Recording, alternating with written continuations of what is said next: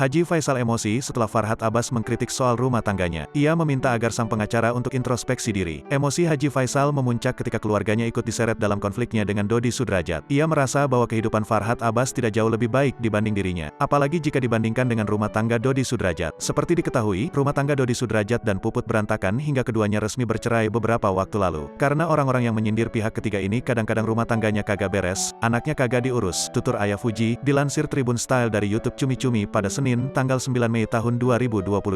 Awalnya, Faisal enggan menanggapi semua ucapan yang dilontarkan oleh Farhad Abbas padanya.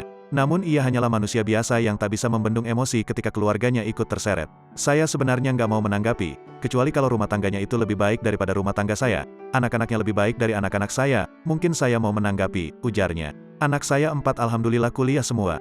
Bukan saya mau membanggakan diri, bagaimanapun saya bertanggung jawab terhadap anak saya, tambah Faisal. Saat ini, Faisal hanya berharap agar Farhad Abbas mampu mengoreksi diri sebelum mengkritik orang lain.